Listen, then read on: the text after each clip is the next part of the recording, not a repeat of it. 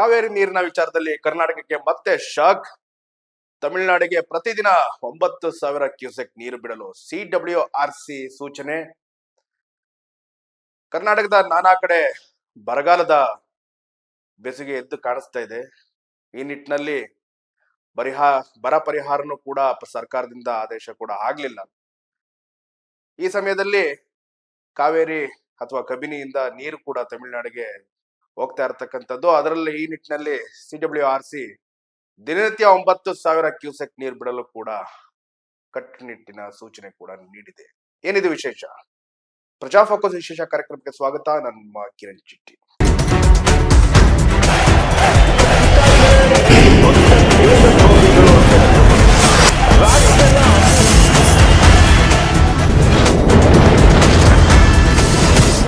ಕಾವೇರಿ ನೀರಿನ ವಿಚಾರದಲ್ಲಿ ಕರ್ನಾಟಕಕ್ಕೆ ಮತ್ತೆ ಶಾಕ್ ಎದುರಾಗಿರ್ತಕ್ಕಂಥದ್ದು. ತಮಿಳುನಾಡಿಗೆ ನಿತ್ಯ ಅಂದ್ರೆ ಪ್ರತಿದಿನ 9,000 ಕ್ಯೂಸೆಕ್ ನೀರು ಬಿಡಲು ಕೂಡ CWRC ಸೂಚನೆ ಕೊಟ್ಟಿರತಕ್ಕಂತ ಒಂದು ಮಹತ್ವದ ಆದೇಶ ಇವತ್ತು ಎದುರಾಗಿರ್ತಕ್ಕಂಥದ್ದು.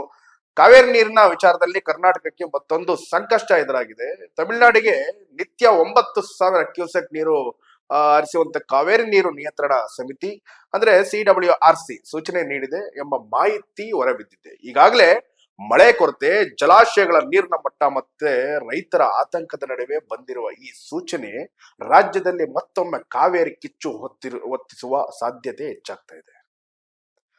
ಕರ್ನಾಟಕದ ಜಲಾಶಯಗಳಲ್ಲಿ ನೀರಿನ ಲಭ್ಯತೆ, ರಾಜ್ಯದ ಕುಡಿಯುವ ನೀರಿನ ಅಗತ್ಯತೆ ಹಾಗೂ ರೈತರ ಬೆಳೆಗಳಿಗೆ ಬೇಕಾದ ನೀರಿನ ಪರಿಸ್ಥಿತಿ ಕುರಿತು ಚರ್ಚೆ ನಡೆಯುತ್ತಿರುವ ಬೆನ್ನಲ್ಲೇ CWRC ನಿಂದ ಮಹತ್ವದ ಸೂಚನೆ ಬಂದಿರತಕ್ಕಂಥದ್ದು.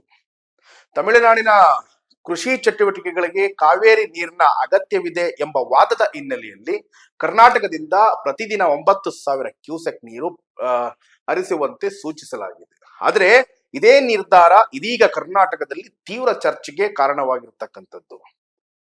ಒಂದೆಡೆ ರಾಜ್ಯದಲ್ಲಿ ಹಲವು ಭಾಗಗಳಲ್ಲಿ ಮಳೆ ಪ್ರಮಾಣದ ಬಗ್ಗೆ ಆತಂಕ ಹೆಚ್ಚಾಗಿದೆ. ಮತ್ತೊಂದೆಡೆ ಜಲಾಶಯಗಳ ನೀರನ್ನು ಕೂಡ ಸಂಗ್ರಹಿಸಿಟ್ಟುಕೊಳ್ಳಬೇಕಾದ ಅನಿವಾರ್ಯತೆ ಕೂಡ ಹೆಚ್ಚಾಗಿದೆ. ಇಂತಹ ಸಂದರ್ಭದಲ್ಲಿ ಹೊರ ರಾಜ್ಯಕ್ಕೆ ನಿತ್ಯ ಸಾವಿರಾರು ಕ್ಯೂಸೆಕ್ ನೀರು ಹರಿಸಿದರೆ ಮುಂದಿನ ದಿನಗಳಲ್ಲಿ ಕರ್ನಾಟಕದಲ್ಲಿ ಕುಡಿಯುವ ನೀರು ಮತ್ತು ಕೃಷಿ ಅಗತ್ಯಗಳಿಗೆ ಸಮಸ್ಯೆ ಎದುರಾಗುವುದಂತೂ ಕಟ್ಟಿಟ್ಟ ಬುತ್ತಿ. ಇದರಲ್ಲಿ ರೈತರು ಹಾಗೂ ಕನ್ನಡ ಪರ ಸಂಘಟನೆಗಳಿಂದ ಕೂಗು ಕೂಡ ಕೇಳಿ ಬರ್ತಾ ಇದೆ. ಬೀದಿಗಿಳಿದ್ರು ಆಶ್ಚರ್ಯ ಪಡಬೇಕಾಗಿಲ್ಲ. ಯಾಕೆಂತಂದ್ರೆ ನಮಗೆ ಇವತ್ತು ರಾಜ್ಯದಲ್ಲಿ ಕುಡಿಯೋದಿಕ್ಕೆ ಹಾಹಾಕಾರ ಎದುರಾಗಿರ್ತಕ್ಕಂಥದ್ದು. ಹಾಗೆ ಯಾಕೆಂದ್ರೆ ದಟ್ಟವಾಗಿ ಬೆಳೆದಿರತಕ್ಕಂಥ ಬೆಂಗಳೂರು ನಗರಕ್ಕೆ ಆಲ್ಮೋಸ್ಟ್ ಒಂದು 50ರಿಂದ 60% ಕಾವೇರಿ ಕುಡಿಯೋ ನೀರಿನ ಅಗತ್ಯ ಕಾವೇರಿ ನೀರಿನ ಮೇಲೆ ಅವಲಂಬಿತರಾಗಿರ್ತಕ್ಕಂಥದ್ದು. ಹಾಗೆ ಒಂದಷ್ಟು ಭಾಗ ಕಾವೇರಿ ಅಥವಾ ಕಬಿನಿ ಈ ನದಿಗಳನ್ನ ಅವಲಂಬತೆ ಮಾಡ್ಕೊಂಡಿರ್ತಕ್ಕಂಥ ರೈತಾಪಿ ಕುಟುಂಬಗಳು ಕೂಡ ಬೀದಿಗೆ ಬರುವಂತ ಪರಿಸ್ಥಿತಿ ಕೂಡ ಎದುರಾಗಿರ್ತಕ್ಕಂಥದ್ದು. ಈ ನಿಟ್ಟಿನಲ್ಲಿ ನಾನ್ ಕೇಳ್ತಕ್ಕಂಥದ್ದು, ಎಲ್ಲೇ ಇದ್ರಪ್ಪ ನಮ್ಮ ರಾಜ್ಯದ ಸಂಸದರು? ಬಾಯಿ ಪಡ್ಕೊಳ್ತಾ ಇರ್ತಿರಲ್ಲ, ಎಲ್ಲಿ ಇವಾಗ ಬನ್ನಿ. ಯಾಕೆ ಸಂಸದರುಗಳು ಹೇಳ್ಕೊಳ್ಳೋ ರೀತಿಯಲ್ಲಿ ನಮ್ಮ ಕರ್ನಾಟಕಕ್ಕೆ, ರಾಜ್ಯಕ್ಕೆ ಬೇಕಾಗಿರ್ತಕ್ಕಂಥ ಮೂಲಭೂತ ಸೌಕರ್ಯಗಳಲ್ಲಿ ನೀರು ಕೂಡ ಅತಿ ಮುಖ್ಯ.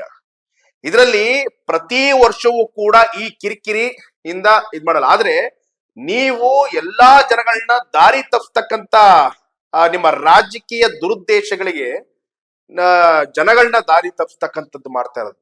ಯಾಕೆ ಇವಾಗ ಮಾತಾಡಲ್ಲ? ಮಾತಾಡಿ ಅಲ್ಲ, ಬೀದಿಗೆ ಬನ್ನಿ. ಬೇರೆ ವಿಚಾರಗಳಿಗೆ ಬೀದಿ ಬಂದು ನಿಂತ್ಕೊಂಡು ರಂಪಾಟ ಮಾಡ್ಕೊಳ್ತೀರಿ. ಆ ಪಕ್ಷದಿಂದ ಈ ಪಕ್ಷ, ಈ ಪಕ್ಷದಿಂದ ಆ ಪಕ್ಷ, ರಾಜೀನಾಮೆ ಕೊಡೋಂತ ಅರ್ಜೆಂಟ್. ನಾಚಿಕೆ ಆಗ್ಬೇಕು. ನಮ್ಮಲ್ಲಿ ನೀರು ಕುಡಿಯೋದಕ್ಕೆ ನೀರ್ ಕೊಡ್ರಿ ಫಸ್ಟ್. ಸಂಸದರುಗಳಂತ ಹೇಳ್ಕೊಂಡಿದ್ರಲ್ಲ, 28 ಸಂಸದರುಗಳು ಏನ್ ಮಾಡ್ತಾ ಇದೀರಿ? ಕತ್ತೆ ಕಾಯಕ್ ಹೋಗ್ತಿದ್ದೀರಾ? ಏನಕ್ಕೆ ನಿಮ್ಮನ್ನ ಜನಗಳು ಆರಿಸಿ ಮತಗಳನ್ನ ಹಾಕಿ ಕಳ್ಸಿಕೊಟ್ಟಿರ್ತಕ್ಕಂಥದ್ದು. ಇನ್ನು ಒಂದ್ ಕಡೆ ರೈತರ ಆತಂಕ ನೋಡೋದಾದ್ರೆ, ಕಾವೇರಿ ಕಣಿವೆ ಪ್ರದೇಶದ ರೈತರಿಗೆ ನೀರಿನ ಲಭ್ಯತೆ ಅತ್ಯಂತ ಮಹತ್ವದ್ದು. ಬೆಳೆಗಳಿಗೆ ಅಗತ್ಯವಿರುವ ಸಮಯದಲ್ಲಿ ನೀರು ಸಿಗದಿದ್ದರೆ ಈಗಾಗಲೇ ಹೆಚ್ಚುತ್ತಿರುವ ಕೃಷಿ ವೆಚ್ಚದ ನಡುವೆ ರೈತರಿಗೆ ಮತ್ತಷ್ಟು ಸಂಕಷ್ಟ ಎದುರಾಗುವ ಸಾಧ್ಯತೆ ಇದೆ. ರೈತ ಇವತ್ತು ಬೆಳೆದಿರುವ ನಿಗದಿಯಾದ ಒಂದು ಬೆಲೆ ಸಿಗ್ತಾ ಇಲ್ಲ. ಈ ಸಂದರ್ಭದಲ್ಲಿ ಇದೊಂದು ಹೀಗಾಗಿ CWRC ಸೂಚನೆ ಕುರಿತು ರಾಜ್ಯ ಸರ್ಕಾರ ಸ್ಪಷ್ಟ ನಿಲುವು ತೆಗೆದುಕೊಳ್ಳಲೇಬೇಕು. ಕರ್ನಾಟಕದ ಜಲಾಶಯಗಳ ನೈಜ ಪರಿಸ್ಥಿತಿ, ಕುಡಿಯುವ ನೀರಿನ ಅಗತ್ಯತೆ ಮತ್ತು ರೈತರ ಹಿತವನ್ನು ಪರಿಗಣಿಸಿಯೇ ನೀರು ಬಿಡುಗಡೆ ಮಾಡಬೇಕು ಎಂದು ಆಗ್ರಹ ಕೇಳಿ ಬರ್ತಕ್ಕಂಥದ್ದು.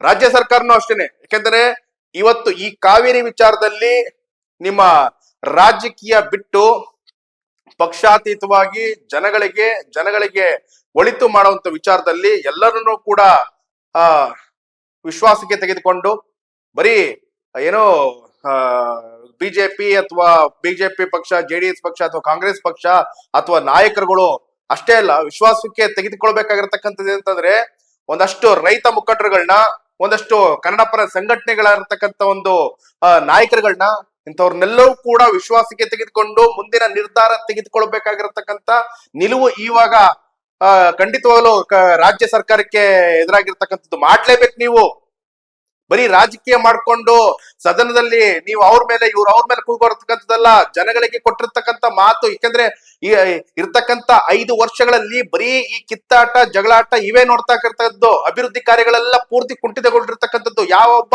ಶಾಸಕನು ಕೂಡ ಅವನು 365 ದಿನಗಳಲ್ಲಿ ಕನಿಷ್ಠ 100 ದಿನವೂ ಕೂಡ ಆ ಒಂದು ಕ್ಷೇತ್ರದಲ್ಲಿ ಇಲ್ದಿರ್ತಕ್ಕಂಥದ್ದು ಕಾಣಿಸ್ತಾ ಇದೆ.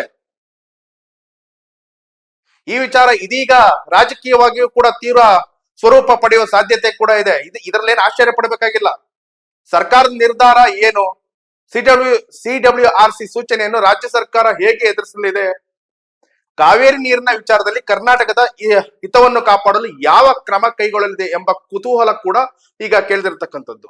ಇನ್ನು ಕನ್ನಡಿಗರ ಪ್ರಶ್ನೆ ಏನಂತಂದ್ರೆ, ಕಾವೇರಿ ನೀರು ಹಂಚಿಕೆಯಲ್ಲಿ ಕರ್ನಾಟಕದ ರೈತರ ಹಿತವೇ ಮೊದಲ ಆದ್ಯತೆ ಆಗಿರಬೇಕು.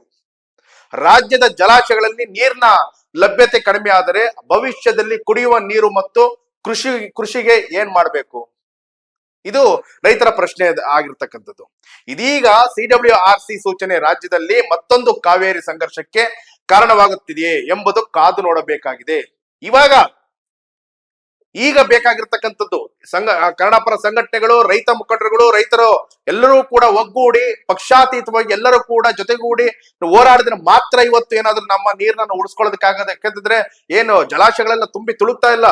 ಇವತ್ತು ನಮ್ಗೆ ಕುಡಿಯೋದಕ್ಕೆ ನೀರಿಲ್ಲ, ಕೃಷಿಗೆ ಬೇಕಾಗಿರ್ತಕ್ಕಂಥ ನೀರಿಲ್ಲ, ರೈತರು ಎಲ್ಲೋಗ್ಬೇಕಾಗಿರ್ತಕ್ಕಂಥದ್ದು. ಯಾಕಂದ್ರೆ ಒಂದು ನಿಜವಾಗ್ಲೂ ರೈತ ಬೆಳೆ ಬೆಳೆದಿರ್ತಕ್ಕಂಥ ಅವನಿಗೆ ಸೂಕ್ತವಾಗಿ ಒಂದು ಬೆಲೆ ಸಿಗ್ತಾ ಇಲ್ಲ. ಈ ನಿಟ್ಟಿನಲ್ಲಿ ಈ ಒಂದು ಕುಡಿಯೋ ನೀರು ಅಥವಾ ಕೃಷಿಗೆ ಬೇಕಾಗಿರ್ತಕ್ಕಂಥ ನೀರು ಕೂಡ ಲಭ್ಯ ಇಲ್ಲ ಅಂತಂದ್ರೆ ಏನು ಅದೇ ನೇಣು ಹಾಕೊಬೇಕಷ್ಟೇ. ಹೋಗಿ ತಮಿಳುನಾಡಿಗೆ ನಿತ್ಯ 9,000 ಕ್ಯೂಸೆಕ್ ನೀರು ಬಿಡುವ ಸೂಚನೆ. ಕರ್ನಾಟಕದಲ್ಲಿ ಮತ್ತೆ ಕಾವೇರಿ ಕಿಚ್ಚು.